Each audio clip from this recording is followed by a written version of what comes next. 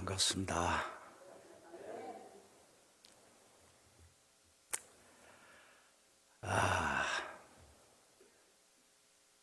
이 교회나 저 교회나 마스크를 쓰라면 안 쓰고 벗으라면 쓰고,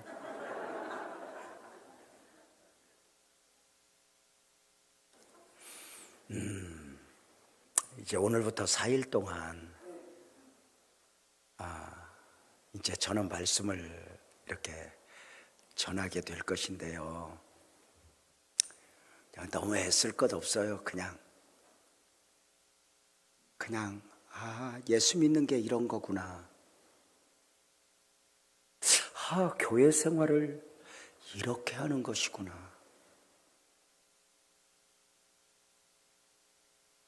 그리고 예수를 믿는 것이 이렇게 좋은 것이구나. 그냥 가랑비에 옷 젖듯 이렇게 우리 안에 쌓이는 시간들이었으면 좋겠다 싶은 마음이에요. 주제는 오직 의인은 믿음으로 말미암아 살리라. 믿음이죠. 하나님은 창조자예요. 우리는 피조자예요. 하나님은 영이셔요. 우리는 육을 입고 살아요. 그렇죠? 하나님은 전능자예요. 아무리 큰 소리를 쳐봐도 거기까지. 자식을 키우다가도 손을 들고, 사업을 하다가도 손을 들고, 배우자 앞에서도 네 알아서 해라 손 들어야 돼. 심지어 나중에 나한테도 손을 들어. 거기까지. 하나님은 무한하셔요. 우리는 유한해요. 그런데 그 하나님과 우리와의 관계가 어떻게 형성이 되는 것일까 도대체? 무엇으로 하나님은 나의 하나님이 되고 나는 하나님의 자녀가 되는 것일까? 이렇게 이야기를 해요. 하나님은 당신의 백성들과 관계를 형성하실 때 언약 안에서, 말씀 안에서 관계를 형성하셔요. 그래서 성경에 보면은 아담과 맺은 언약, 노아와 맺은 언약, 그죠? 아브라함과 맺은 언약, 다윗과 맺은 언약, 모세와 맺은 언약, 이런 언약들이 수없이 나오죠. 하나님은 언약 안에서, 말씀 안에서 우리와 관계를 형성하신다면 우리는 이렇게 표현해요. 우리는 믿음으로 그 관계 안으로 들어가는 거예요. 그러니까 하나님은 언약으로, 우리는 믿음으로. 이렇게 이제 관계를 형성이 돼요. 문제가 생겼어요. 하나님은 변하지 않아요. 하나님은 영원하세요. 근데 우리는 변해요. 우리는 약해요. 늘상 믿음이 흔들리는 거예요. 그래서 믿음이 좋을 때는 하나님 하지만 믿음이 좀 흔들리면 하나님이 오히려 거추장스러워요. 내가 뭘 하고 또 예수를 믿었던가? 내가 또 교회는 왜 이 코가 끼어가지고 이 꼴인가? 그저 수없이 흔들려요. 그래서 우리가 하나님을 향한 마음보다도 하나님이 우리를 향한 마음이 너무 커. 이 관계가 영원하기를 원하면서 하나님은 우리에게 끊임없이 믿음을 요구하셔요. 너는 나를 믿니? 너는 나를 믿어? 하나님은 우리에게 만 가지를 요구하시는 것 같지만 결국은 믿음을 요구해요. 너는 나를 믿니? 너는 나를 믿니? 믿음을 요구하죠. 믿음을 요구하시는 이유가 뭘까요? 믿음이 주는 축복이 너무 크거든요. 하나님은 우리에게 주시고 싶은 게 너무 많아요. 그죠? 그래서 하나님이 아버지잖아요. 아버지는 정말 자식을 책임지고 자식에게 무엇인가 다 주고 싶은 거잖아. 저도 3남매가 있어요. 우리 딸아이가 지금은 시집을 갔지만 이 딸아이하고 시집가기 전에 우리 집에서 이렇게 함께 살다가 이 딸이 어느 날 그러는 거야. 아버지, 왜? 나 서울로 직장 다니는 게 너무 힘들어. 안산에서 서울까지 가는데 차 타는 시간만 1시간 40분이야. 기다리는 시간까지 왕복 4시간 길바닥에 있으면 되겠어. 아빠, 나 서울에 조그마한 방 하나 얻어서 거기서 직장 다니면 안 될까? 딸아이라 걱정은 되지만 그래 보자. 그리고 보냈는데 너무 좋은 거예요. 진즉 보낼걸. 이 딸년을 보내고 나니까 먼저 부모 인격 관리에 도움이 되는 거야. 2년하고 싸울 일이 없어.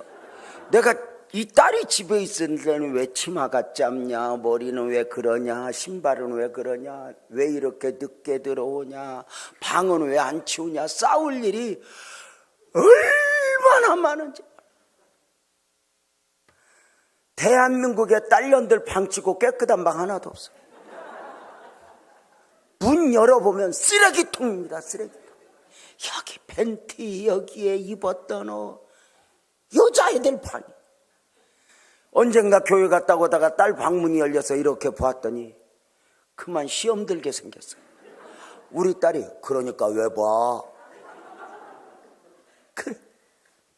웃기는 건 그 쓰레기통 같은 방에서 옷 입고 나올 때는 먼지 하나 안 묻히고 나와. 이야, 이것도 솜씨야, 솜씨. 딸을 잘 내보냈다 싶은 게 부모 인격 관리에 도움이 돼. 싸울 일이 없어. 뭐 늦게 들어오든 일찍 들어오든. 또 하나 잘 보냈다 싶은 게 삶을 배워. 엄마 아빠 뜯어먹고 살 때는 전기세가 얼마인지 물세가 얼마인지 이런 거 전혀 신경 안 써. 식료품비가 얼마나 들든지 뭐 신경 안 써. 이게 오피스텔 가서 살더니 지 돈으로 물세 내고 지 돈으로 전기세 내니까 이게 이제 장난이 아닌 거야. 쥐꼬리만한 월급에 물세.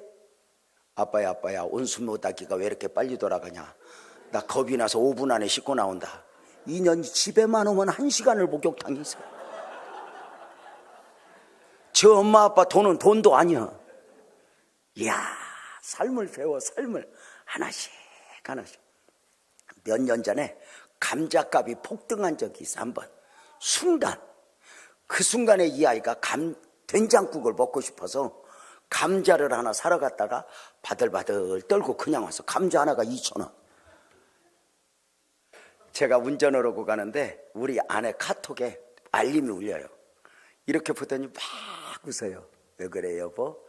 딸에게 온 메시지래. 이렇게 왔대. 엄마야, 나 감자 몇 개만 주라. 내가 그냥 주지 마. 조직의 쓴맛을 보도록 주지 마. 그랬거든. 당신도 주지 마. 알았어. 그리고 정작 딸 오는 날 새벽 예배 가기 위해서 일어나서 제일 먼저 물었던 것이 뭐냐. 여보야, 오늘 딸 오는데 준비 좀 해놨어? 왜? 아버지니까.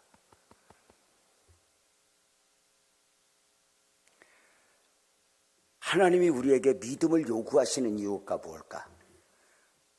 하나님이 우리를 묶어놓기 위해서 아니에요.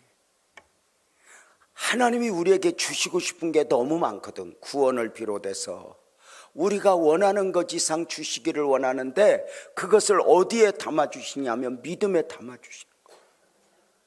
그래서 늘 믿음으로 견고하게 서기를 원하는 거예요. 네 말에 믿음이 담겨있니? 네 마음에 믿음이 담겨있니?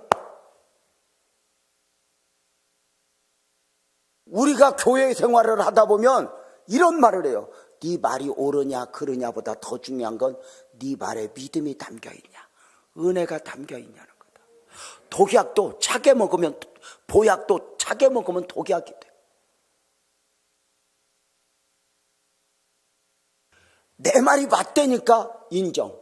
그러나 더 중요한 건 그 안에 믿음이 담겨 있냐, 은혜가 담겨 있냐. 끊임없이 하나님은 우리에게 믿음을 물어. 너는 나를 믿니? 너는 나를 믿어? 믿음을 묻는 이유가 뭘 갖고? 주고 싶은 게 너무 많은 거예요. 믿음이라는 그릇에 다 담아주시는 거예요. 그래서 우리에게 믿음에서 무너지지 않기를 소망하며 우리에게 믿음을 점검해. 너는 나를 믿니? 너는 나를 믿어. 이렇게.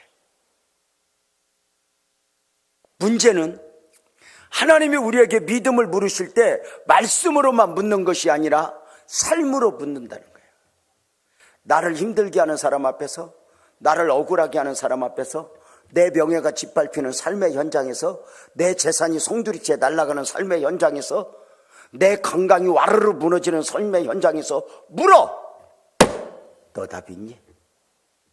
너 다 믿어? 믿음을 묻는. 삶으로 믿음을 물으실 때 우리는 삶으로 답을 해야 된다는 데 문제가 있어요.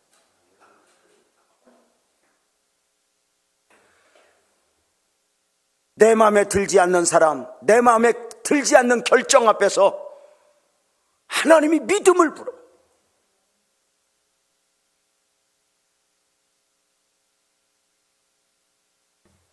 너는 나를 믿니?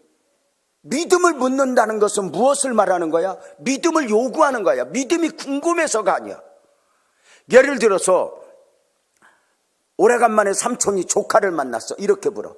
너 공부 잘하니? 공부 잘하는 건 잘하는가 못하는가 묻는 거예요. 공부 잘해야 된다는 거예요. 잘해야 된다는 거죠. 그죠? 오래간만에 노처녀가 할머니한테 걸려들었어. 할머니 물어. 너 인연 시집 안 가? 이건 갈 거니 안 갈 거니 묻는 거야. 가야 된다는 거야. 가야 된다. 너 다 믿니? 끊임없이 믿음으로 서기를 원해.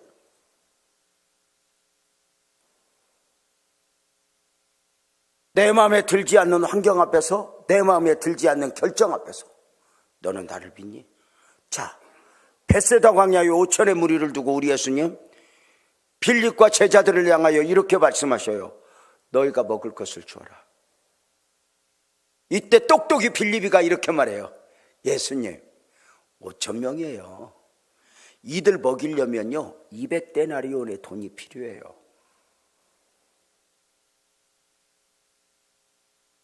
돈도 없지만요, 혹시 돈이 있다고 해도 이들 한꺼번에 사 먹일 식당이 없어요. 집으로 보내세요. 근데 여러분 아세요? 주님이 벳세다 광야에 5천의 무리를 두고 너희가 먹을 것을 주라 하실 때는 돈이 없다는 것도, 사 먹일 곳이 없다는 것도 알아요. 주님은 보리떡 5개 물고기 2마리에 담긴 믿음을 원하셨지 빌립의 설명을 요구한 게 아니에요. 안타깝게도 많은 성도들이 믿음을 보여야 할 때 자꾸만 설명을 해요. 어렵거든요. 힘들거든요. 억울하거든요. 내가 왜 이런 소리를 들어야 돼요?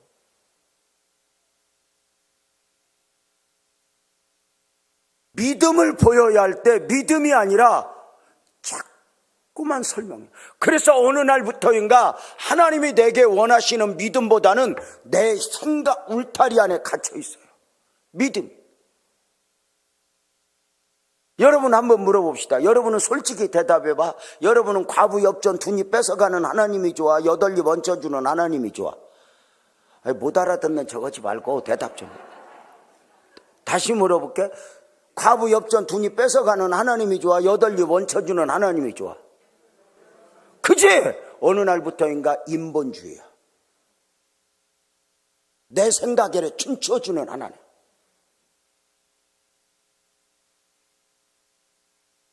너는 나를 믿니? 너는 나를 믿니? 자, 오늘 우리는 창세기 22장을 읽었어요. 창세기 22장은 이해할 수 없는 하나님의 요구로 시작이 돼요.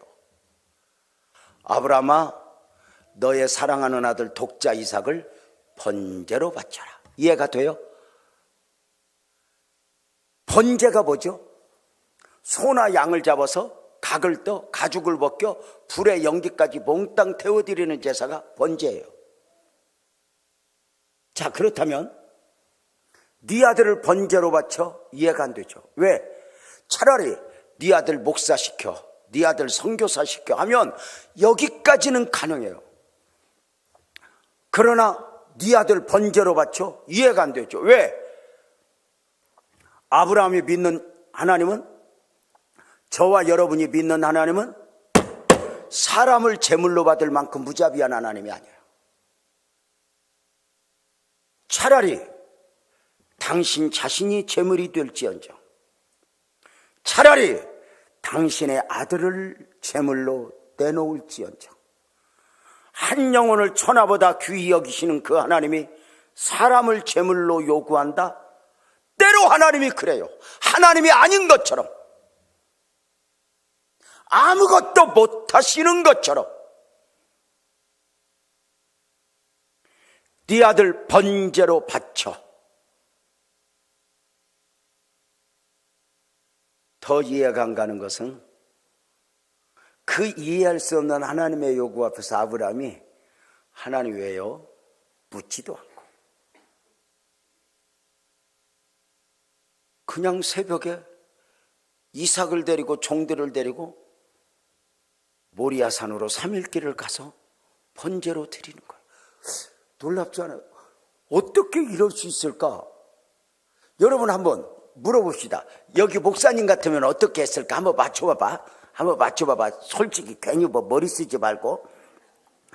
제명아, 네 아들을 번제로 바쳐라. 하나님이 이렇게 나에게 말씀하셨다면 저는 어떻게 했을까? 맞춰봐. 1번 아멘한다. 아브라함처럼 아들을 데려간다. 2번 기도원 가서 한 3일 금식해본다. 1번 2번 누가 2번이래. 사람의 사회생활을 그렇게 하는 게 아니야. 나도 2번이긴 해 솔직히.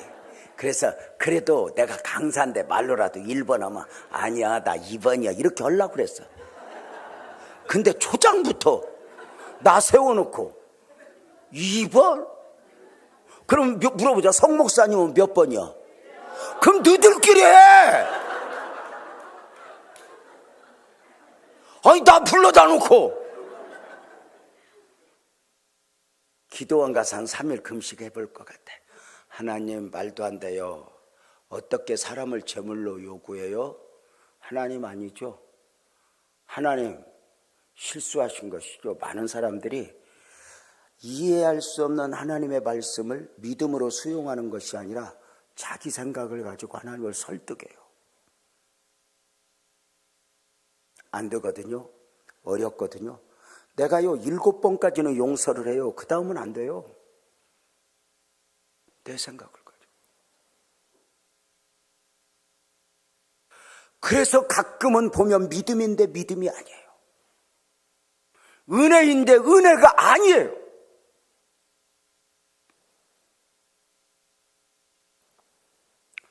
그렇게 하나님을 설득하다 안 되면 타협을 봐요. 하나님 솔직히 이삭은 어렵고요. 우리 집에 아주 쓰잘데기 없는 이스마엘이 있는데 얘는 좀 대신 안 될까요? 성도들이 안 하는 게 아니에요. 그런데 하나님이 원하는 대로 하는 게 아니라 지가 하고 싶은 대로 해요.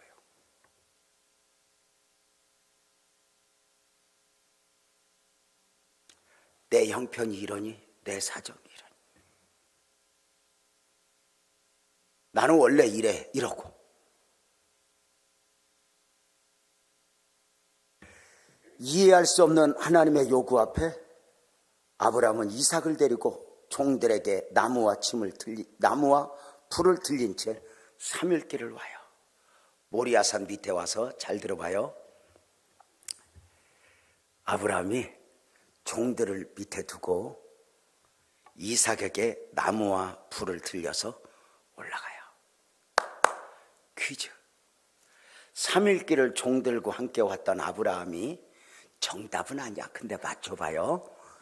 아브라함이 그대로 모리아산 정상으로 올라갈 때 종들에게 나무와 불을 들려서 등짐을 메워서 올라갔으면 편했을 텐데 왜 종들을 두고 갔을까? 퀴즈 한번 맞춰봐. 왜 두고 갔을까? 정답은 없어. 그런데 느낌상, 정황상 왜 두고 갔겠어? 말릴까 봐. 영감님 미쳤습니까? 왜 이러십니까? 우리가 믿음으로 살아가면 누가 박수를 쳐주는 게 아니에요.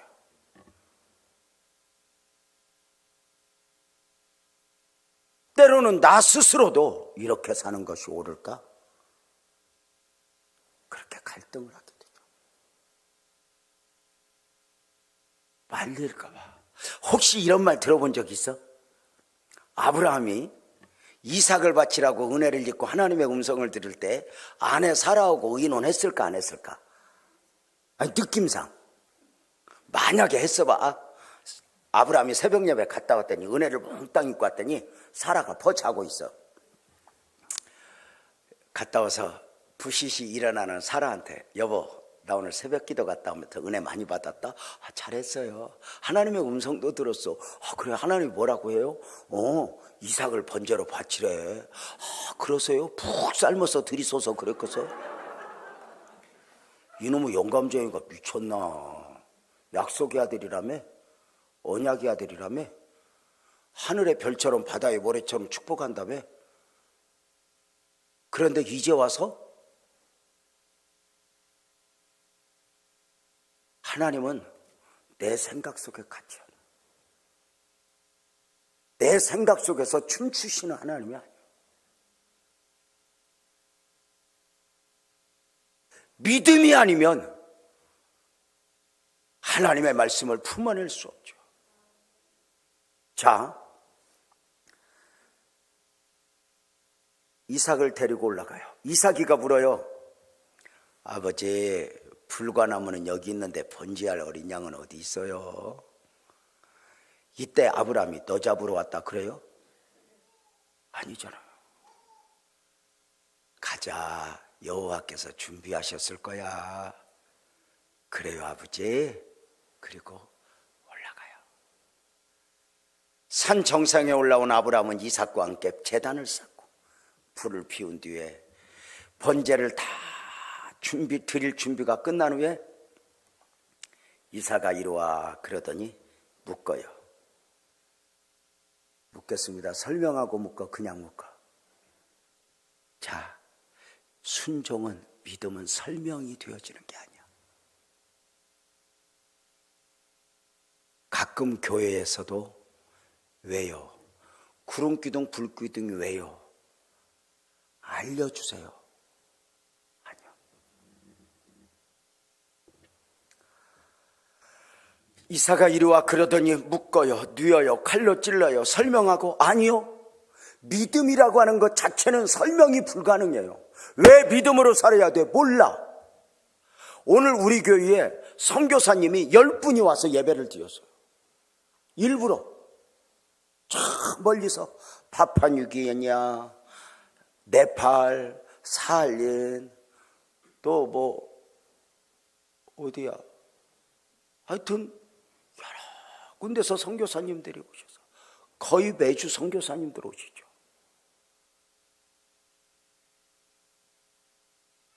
저들이 보내심을 받았을 때 이해가 가능했을까? 자 보세요. 아브라함이 이삭을 뉘어놓고 칼로 찌르려고 할 때 이때 뒤에서 하나님의 음성이 들려요. 아브라함아, 아브라함아, 이삭에게 손대지 마. 깜짝 놀라 돌아보니 하나님의 음성이에요. 하나님이 이렇게 말씀하셔. 아브라함아, 이제야 네가 나를 경외하는 줄 알았다. 이제야 네가 나를 믿는 줄 알았다. 하나님의 음성이 들려 수풀에 순양이 걸려 있는 것을 보면서 아브라함은 그 순양을 데려다가 이삭 대신에 제물을 드리고 그 제사를 드리는 과정 속에서 아브라함은 위대한 하나님을 여기서 만나요. 여호와 이래 그 다음을 준비하시는 하나님, 그 다음을 축복하시는 하나님. 여기에서 여러분 모두를 축복해요. 근본 성회가 누구에겐가? 아멘 합시다. 하나님을 만나고 하나님을 경험하고 그런 은혜가 있었으면 좋겠어요. 아브라함은 위대한 하나님을 만나요. 여기서 우리는 비로소 이삭을 요구하시는 하나님의 의도를 알게 돼요. 하나님은 처음부터 아브라함에게 이삭을 요구하실 때 이삭이 고기 먹고 싶어서 요구한 게 아니에요. 처음부터 아브라함의 믿음을 원한 거죠.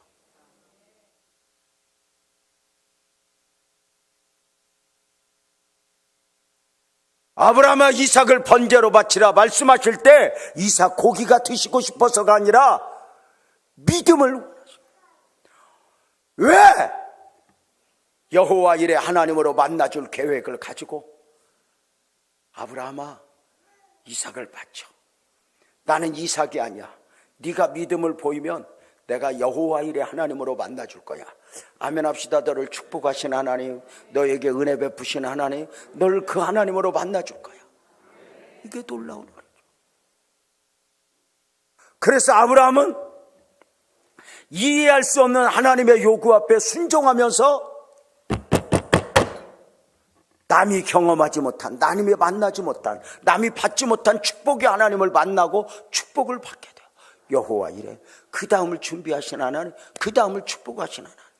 다시 말씀을 드릴까요? 하나님이 아브라함에게 이삭을 요구하실 때는 이삭 고기 드시고 싶어서가 아니에요. 여호와 이래 하나님으로 만나줄 계획을 가지고 이삭을 바쳐라. 이해할 수 없는 요구를 하시는 거예요. 여기에서 이런 생각을 해요. 저는 성경을 보면서 가끔 이렇게 엎어서 많이 보거든요.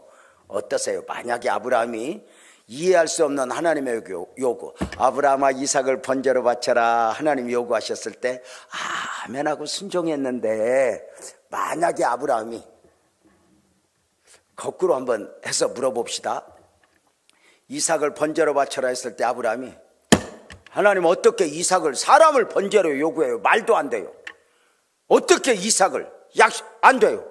이삭을 꼭꼭 숨겨서 요나가 도망가듯이 이삭을 빨리 도망가서 짱 박혀서 끝까지 안 나오면 퀴즈 물어볼게.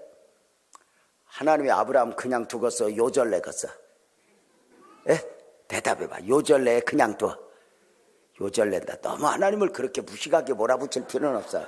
하나님은 뭘 이렇게 해라 그랬는데 싫어요, 안 할래요 한다고 고집 부린다고 해서 요절내는 하나님은 아니야. 순종하지 않는다고 해서 요절내는 하나님이 아닌 걸 어디를 보면 알아? 성경? 뭘 성경까지 가. 여러분 옆에 사람이 여적 살아있는 거 보면 알지. 아니 이 수준 높은 말을 알아듣나 몰라? 만약에 순종하지 않을 때마다 요절을 한 번씩 내봐. 손가락을 하나 부러뜨리고 팔을 하나 부러뜨리고 발목을 하나 부러뜨리면 여기 멀쩡한 사람 있겠어? 자, 아브라함이 만약에 순종하지 않았다면 요절 난다 안 난다? 안 난다. 그러나 만약에 아브라함이 순종하지 않았다면 요절은 나지 않지만 땅을 치고 통곡할 일이 있어. 뭘까? 성경에 아브라함 생애 여호와 이래는 없어.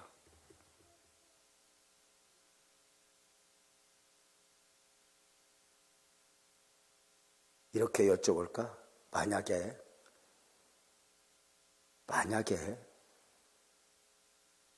아브라함이 여호와 이래 하나님을 만나지 못했다면 억울했을까? 억울하지 않았을까?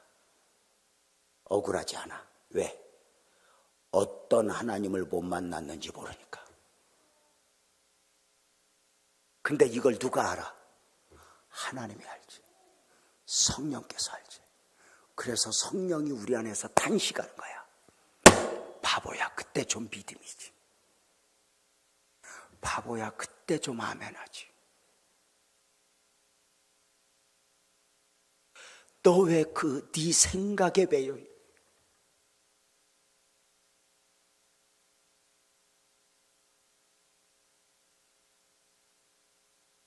사랑하는 여러분, 아버지 되신 하나님은 우리에게 많은 것들을 주고 우리에게 주시고 싶은데 이 주시고자 하는 걸 믿음이라는 그릇에 담아주셔. 믿음이 믿음 되지 못하면 하나님이 안 주신 것이 아니라 내가 못 받은 것이 되는 거예요. 근데 우리는 어느 날부터인가 못 받은 것이 무엇인지 몰라. 그런데 하나님은 미래적 축복을 설계하시고 우리에게 이해할 수 없는 요구를 하실 때가 많아.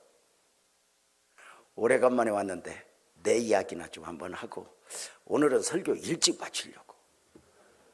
오늘은 저도 이제 설교 오래 안 해. 그전에는 막 2시간씩 했었는데 우리 아내가 알려줬어. 세상 멍청한 짓이라고.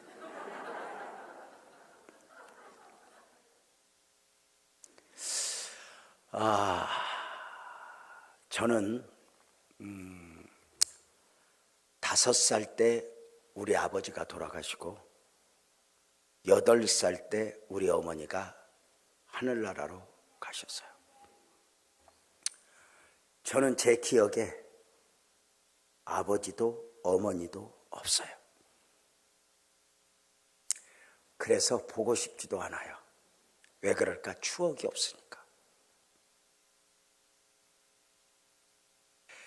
5살 때 몸이 아프셨던 아버지 돌아가시고 8살 때 여전히 몸이 아프셨던 어머니가 돌아가시는 가운데 우리 식구들은 뿔뿔이 흩어졌어요. 저는 8살 때부터 어디 가서 먹지? 어디 가서 자지? 이게 숙제가 되었어요.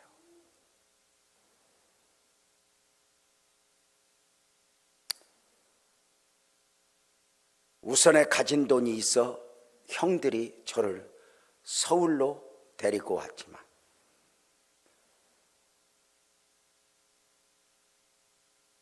학교를 많이 갔던 기억이 별로 없어요.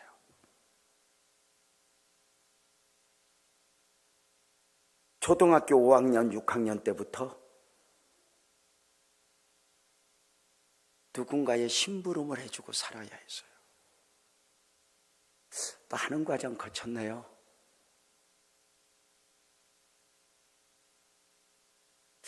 참 처절한 삶을 살았어요. 제가 초등학교 6학년 때 길을 잃었고 그러는 중에 서울에서 모르는 사람에게 팔려갔어요. 그래가지고 가보니까 저 같은 애들이 여러 명이 있는데 분류를 하더라고요. 덩치가 좀 있는 애들은 신문팔이를 시키고 서울역에서 옛날 혹시 보셨어요? 대전역 서울역에서 신문 이렇게 끼고 신문이요 신문이요 고 팔던 소년 중에 한 명이 저희죠. 또 어떤 아이들은 국어를 시켜요. 좀 불쌍하게 보이는 아이들. 그리고 좀 야무진 놈들은 소매치기를 가르쳐요. 이렇게 면도날을 손으로 끼고 쑥 지나가면서 가방을 그으면 뒤에서 꺼내는 거거든요. 문제는 저녁이 되면 그때부터 지옥이 시작이 돼요. 신문을 목표만큼 팔지 못하면 그때부터 한 장에 5대씩 맺타장을 해요. 국어를 양을 못 채우면 날마다 지옥.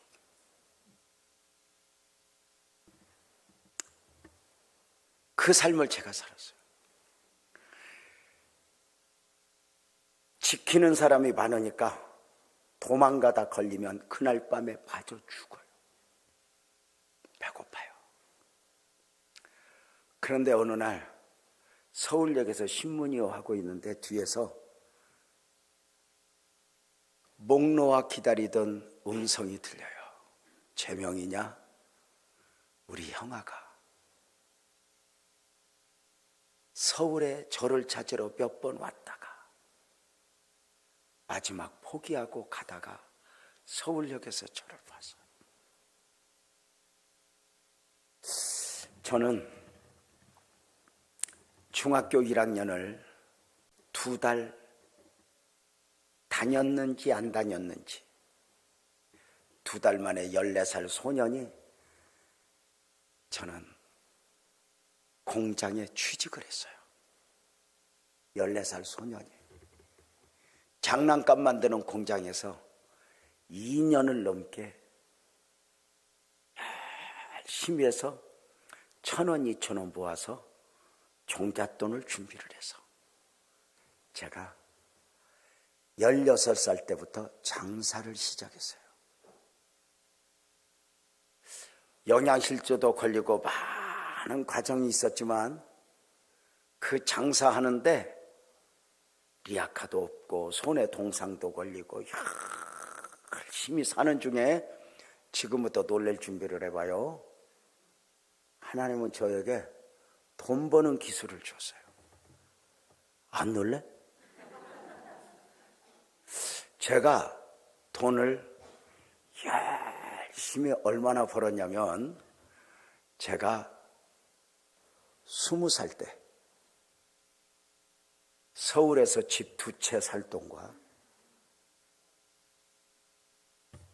그 다음에 사업장을 하나 할 돈을 제가 벌었어요. 부자죠. 그렇게 돈을 벌다 보니까 돈이 움직이는 게 보여요. 그래서 무엇을 하면 돈을 벌 것인가 해서 눈이 열린 가운데 비로소 제가 사업다운 사업을 하고 싶었어요. 내가 사업을 할 거야. 근데 우리 엄마가 돌아가시기 전에 저를 교회 다니는 습관을 길들여 놔서 교회는 끊임없이 울더라도 갔으니 교회 가야 밥을 줘요. 교회 가야 누군가가 제명이 왔니? 반가워해 줬기 때문에 교회를 가서 돈을 잔뜩 벌어. 지금도 생각을 해요. 그때 당시에 나이 20살 때 지금 애들이에요. 그런데 목사님이 양복해주고 지나가는데 여전도 의원들이 교회 커튼 갖고 싸워요. 내가 돈 드릴게요 하세요. 교회 커튼도 내가 했어. 아니 진짜 내가 지금도 잊지 못하는 게 내가 우리 목사님 보고 물어봤다. 목사님 선물 뭐 하나 해드릴까요? 그랬더니 냉장고 그러더라고. 여러분 그때 냉장고는 지금 냉장고하고 값이 똑같아. 그때 다 아이스박스 쓸 때야. 근데 내가 냉장고 사드렸어. 그만큼 내가 여유가 있었던 거지. 가지고 이제 사업을 하고 싶은데 응답을 받아야 돼. 그러니까 하나님 앞에 은혜를 입고 시작을 해야 돼. 계산하고 이게 아니라. 그래서 주일날 예배 마치고 제가 섬기던 개척교회에서 오살리 기도원을 이제 내가 가기로 했어. 다만 오늘 갈까 내일 갈까 결정을 못했을 뿐이야. 가서 3일이나 5일 금식하고 하나님 앞에 응답받고 사업을 하면 나 그때 돈 벌 진짜 자신 있었어. 내가 또 돈 벌으니까 정주영이도 공부 안 했는데 그렇게 됐다고 그러더라고. 그래서 내가 한번 꿈을 안고 가야지. 그리고 기도원을 가려고 하는데 내가 섬기던 개척교회 목사님이 이렇게 말하는 거야. 내가 그때 이제 교회학교 교사를 했거든. 유 선생 기도원 간다고? 네. 그랬더니 내일 가. 우리 집에 가서 하룻밤 자자. 그래서 나는 목사님이 우리 집에 가서 하룻밤 자자 이 소리에 끌려서 따라가면서 방이 몇 개 있는 줄 알았어. 내 방이. 개척교회 목사님 무슨 방이 있겠어. 방 하나야. 옛날 혹시 집 생각나? 부엌이 신발장이고 신발 벗고 들어가면 방 한 칸. 애 셋. 내가 여기를 미친놈이지 왜 따라왔나 싶기도 하고. 거기서 이제 그날 밤에 역사가 바뀌는 거야. 잘 들어봐. 나보고 잘해. 거기서 사모님 저 끝에 누워있고 애새 누워있고 자기 듣고 나보고 옆에서 잘해. 방이 꽉 차서 나갈 데도 없어. 도망가고 싶어도 저 머리 밟아야 나가. 내가 미친놈이지 내가 여기를 왜 왔나 한숨을 푹푹 쉬고 있는데 그날 밤에 목사님이 무엇인가 하실 말씀이 있는 것처럼 없는 것처럼 말씀하시려다 그만두고 자라 그래. 12시가 넘어서 이렇게 말해. 자냐? 아니요. 나도 이미 마음이 상했어. 아니요. 그랬더니 12시 반에 이렇게 말해. 재명아, 잘 들어봐. 너 목사 되라. 네 얼굴에 목사가 보인다. 너 목사해라. 21살 소년한테. 제가 그 순간 나도 모르게 팍 튀었어요. 제가 왜 목사예요? 저는 공부도 못했어요. 그리고 그쪽으로 마음이 없어요. 저는 돈 벌고 싶어요. 그래 자라.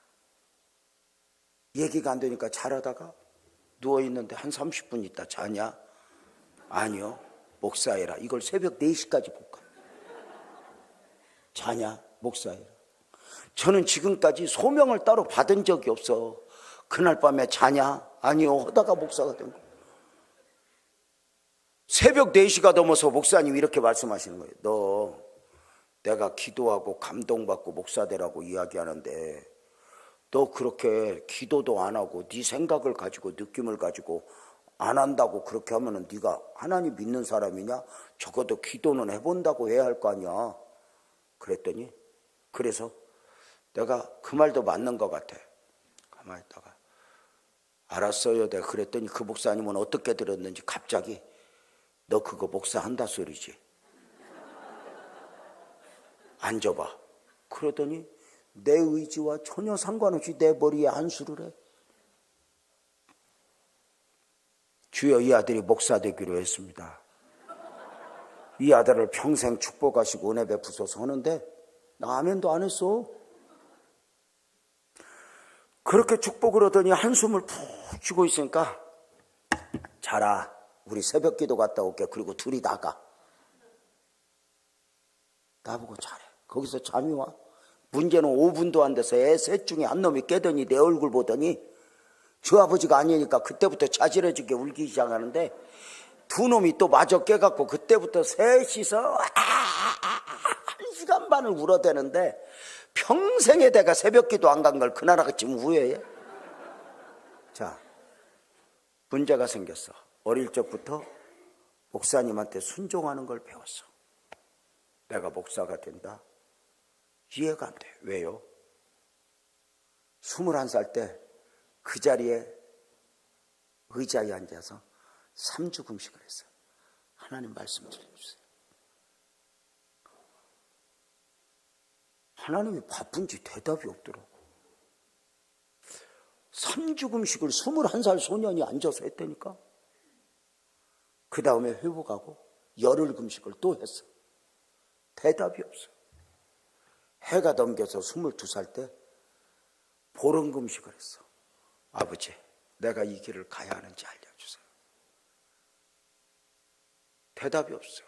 제가 아까 얘기했잖아요. 평생에 하나님이 바쁜지 그날 밤 부르고 나한테 10,000원씩도 안 했다고. 자,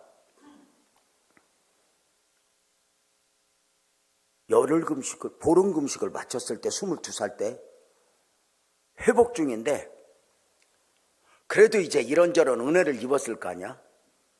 음성은 못 들었어도 그 최 목사님이거든. 앞으로 최 씨 만날 때 삼가 살펴서만. 그 목사님이 나를 불러. 그랬더니 재명아, 예, 너 목사하기로 했지? 네, 이쁘게 말해라. 예. 그때 이렇게 묻는 거야. 너 정말 이왕 목사 되는 거 귀하게 쓰임받는 훌륭한 목사 되고 싶냐? 아니면 있어도 되고 없어도 되는 목사 되고 싶냐? 이렇게 물어. 이왕 목사하기로 금식도 했단지라 내가 뭐라고 대답해야 돼? 훌륭한 목사 되고 싶다. 그랬더니 지금부터 잘 들어봐. 얼굴 색깔 안 변하고 내 눈을 보면서 이런다. 너 훌륭한 목사 되고 싶거든. 너 그거 가지고 있는 돈 다 헌금해라. 아무것도 없는 중에 하나님만 의지해야 은혜가 오고 능력이 오지. 어설프게도 돈 가지고 있다가는 엉터리 목사 된다. 돈 의지하다 망가지는 목사들 많다. 너 다 헌금해라. 그 순간 은혜가 됐는지 이 미친놈이 통장, 도장, 비밀번호까지 딱 땄어. 지금 생각하니까 멍청한 게 좀 남길걸. 다 줬어. 그랬더니 그 목사님이 그걸 받고 기도 한 번 해주더니 홀라당 교회 건축한다고 땅을 사. 나는 그거 줄 때 계산이 있었어. 내가 이 돈을, 큰 돈이야 작은 돈이야, 헌금을 하면 내 방은 얻어주겠지. 검정고시하고 공부하는 동안 학비는 대주겠지. 먹을 건 대주겠지. 나 그렇게 쌩깔 줄 몰랐어. 그거 딱 받아간 대로 땅 사서 교회 준비를 하면서 나한테는 안 받아간 것처럼 입을 닦는데, 그 돈 가져가자마자 한 가지 나한테 한 것이 뭐냐. 나를 중학교 1학년 2달 다니다만 22살 소년을 전도사 시키는 거예요. 아니, 여기서 무슨 전도사냐 그러니까 헌법에 인정전도사라고 있대. 신학교는 안 다녔지만 교회의 필요에 의해서 교회 안에서 전도사 사역을 하도록 그게 헌법에 있대. 그래서 내가 인정전도사가 되었어. 자, 난 뭔 사역을 시킬 줄 알았더니 그 목사님 머리 잘 돌아가. 사찰이요. 월급 얼마 안 줘도 되는 사찰. 제가 그때부터 교회 의자에서 7년을 잤어. 잘 데가 없어서. 매일 배고프다고 그랬어. 그 최씨 도둑놈 목사는 입을 싹 닦았는데 전도사니까 일을 하다가 나도 배고픈데 꼬르륵 하는데 나 밥 먹고 올게 그러고 가. 그럼 나는 아니 저렇게도 내 최씨 만나지 말라고 그러잖아. 나는 그러면 한 가지 이제 물어봅시다. 내가 이렇게 몽땅 헌금을 했으면 이 헌금한 것을 목사님하고 나만 알아, 교인들도 알아. 작은 교회니까 다 알지. 근데 대부분 성도들이 내가 헌금했다고 그래. 저 목사가 돌아갔다고 그래. 뺏어갔다고 그래. 느낌이 와? 그래가지고 이제 나 배고프면 밥을 해줘 안 해줘? 밥을 해주면서 밥만에 목사님 욕을 같이 해. 야, 저 목사 나쁘다. 어떻게 잘할 수 있냐. 막 시벌 하는데 함께 욕을 얼마나 많이 했나 보다. 거기서 독하게 목회를 배우는 거야. 돈 없어서 갈 데도 없고 아무것도 없어. 주님 안 보면 아무 희망이 없어. 제가 7년 그 의자에서 자는 동안 그 목사님한테 제가 기억에 남는 거 2가지가 있어. 목사님, 내가 의자에서 자니까 몸이 점점 약해져요. 집사님 한 분이 나보고 헬스클럽 가서 운동해 하래요. 나 헬스클럽 등록비 좀 주세요. 그랬으면 나 같으면, 여러분 이 목사님 착해 안 착해? 착해 보이지? 얼른 주세요. 그 최씨는 뭐라고 하냐면, 목사 될 놈이 운동할 시간이 따로 있냐? 2손 번쩍 들고 몸 흔들고 하면 그게 임마 기도하면 그게 운동이지. 지금 보니까 어제 그때는 마귀 알몸처럼 보여. 내 의자에서 자다가 디스크가 걸려서 6개월 동안 비틀거렸어. 내가 병원비 좀 달라고 그랬더니 한마디로 꺼내더라고. 목사 될 놈이 아프다고 덮어놓고 병원부터 가면 하나님은 언제 만날래? 근데 그 독한 목사님 밑에서 하나님 만나는 법을 배웠어. 하나님을 경험하는 법을 배웠어. 교회 의자에서 7년을 자면서 뭐 잠깐 나가서 검정고시도 하고 이런 과정을 거쳐서 신학을 졸업을 하게 됐어.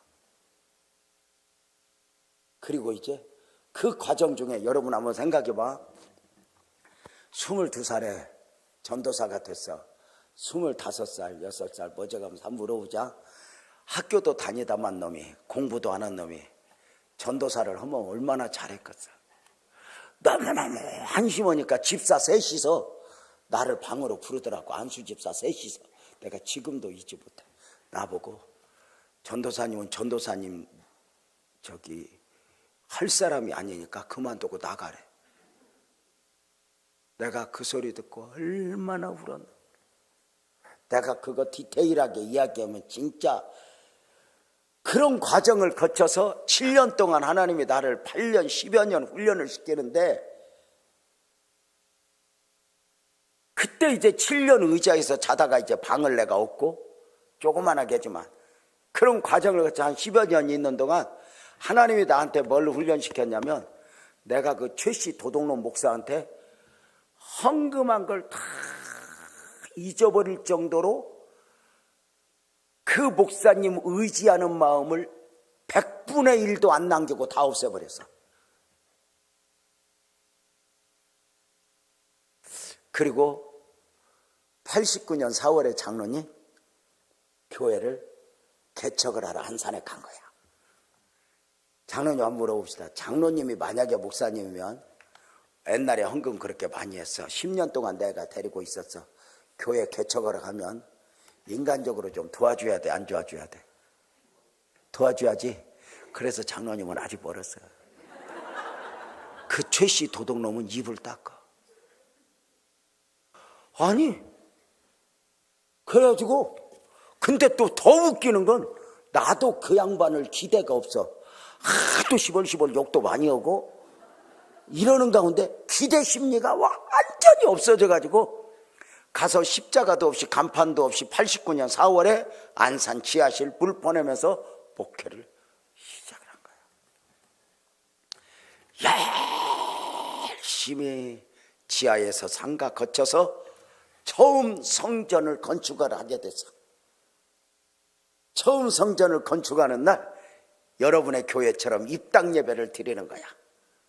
입당 예배를 드리는데 그날 노예 목사님들도 오셔서 축복하고 하는 과정 중에 그 최씨 도둑놈 목사님을 모셨어. 아니 뭐 이제 다른 건 생각 않고 나 소명받아 준 분이잖아. 그러니까 그것만 감사해서 모신 거야. 그래가지고 입당 예배 때 이제 그분을 격려사를 하시게 한 거야. 자, 봐봐. 지금부터 잘 들어봐. 뭐 노예 목사님들 오셔서 이런저런 순서하고 마지막 시간에 이제 격려사를 하는 시간인데, 자, 여러분 이제 격려사 시간입니다. 저를 소명받아 주셨던 목사님, 목사가 되도록 길을 열어주셨던 목사님이 오늘 격려사를 위해서 오셨습니다. 여러분 박수로 환영합시다. 그래가지고 막 박수를 치니까 어른 마음을 누가 알아. 이렇게 나오더니 이렇게 서서 교회를 이렇게 보더니 눈물이 그렁그렁 한가운데 이렇게 말해. 격려사 제목. 아니 격려사는 그냥 하면 되지 무슨 제목이 있냐. 근데 이런다. 격려사 제목. 유재명 목사가 복받은 이유 하면서 나도 잊어버렸던 이야기, 몇십 년 전에 그 헝금한 이야기를 하는 거예요. 유재명 목사가 젊은 날부터 벌었던 사업하기 위했던 돈을 다 헌금했습니다. 뺏어갔다고 안 하더라고. 헌금했습니다. 그러면서 이렇게 울면서 유재명 목사 교회 의자에서 7년 잤습니다. 배고파서 많이 울었습니다. 저는 유재명 목사 헌금을 받고 제가 걱정했던 게 있습니다. 헌금했다고 하는 핑계대고 하나님을 안 보고 자기 의지할까 봐 겁을 냈습니다. 많은 사람들 실수가 믿기는 하나님을 묻고 기대는 사람에게, 그러니까 치사해져.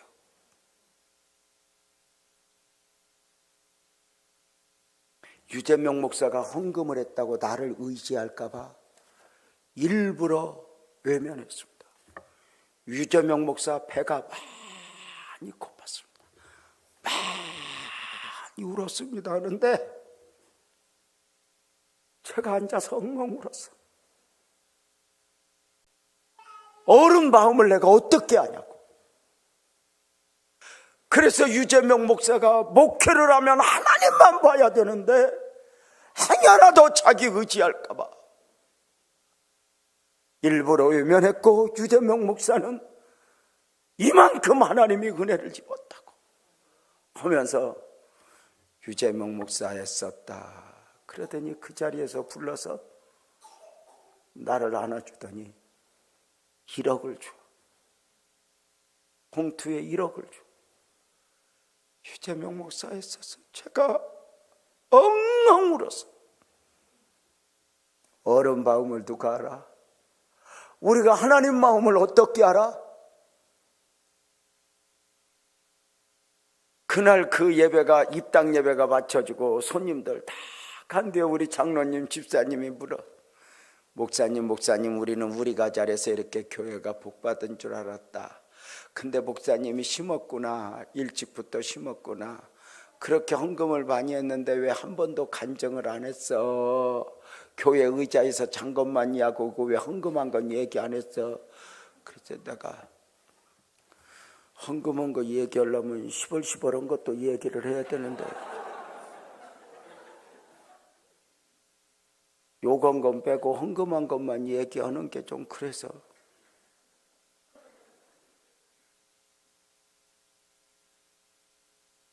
제가 지금 무슨 이야기를 하는 거죠?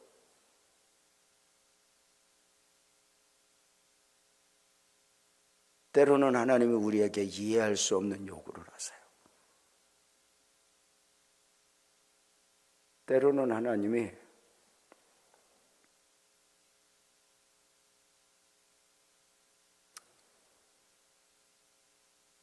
나중 섭리 가운데 과부 엽전 두 입을 가져가시듯 때로는 요구해요.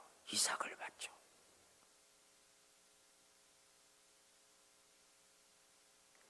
여러분, 저는 많은 은혜를 입은 목사예요. 저는 은혜를 입어야 할 건덕지가 아무것도 없는 중에 하나님이 복 주시려고 그냥 저를 만들어 가셨어요.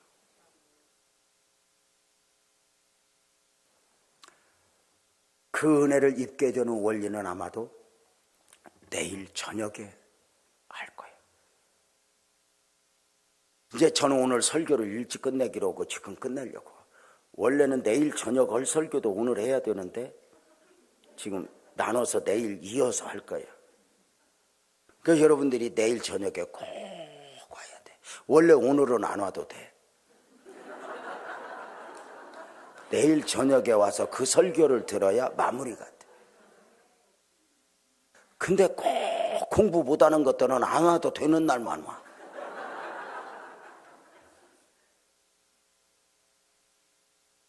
새벽에도 오세요. 새벽은 시편 23편을 3번에 걸쳐서 여러분과 함께 나눔을 갖게 될 거예요. 새벽에 주시는 축복이 너무 귀할 거예요. 새벽에 힘든데 내일만 나와봐요. 그러면 그 새벽이 이런 은혜가 있구나 알게 될 거예요. 저는 오늘 첫 시간 이제 말씀 마치려고요. 종일 교회 안에서 예배하고 교회 학교 섬기고 이게 피곤한 가운데 이 밤에 이만큼 은혜가 되었다는 건 다행인 것 같아요. 아마 내일 새벽부터는 측량할 수 없을 만큼의 더 큰 은혜로 우리를 축복하실 줄로 믿어요. 옆에 사람 손잡고 한번 이야기해 줘봐요. 나도 나지만 네 얼굴 보니 너 대강 믿다가는 일 나갔다 그래봐.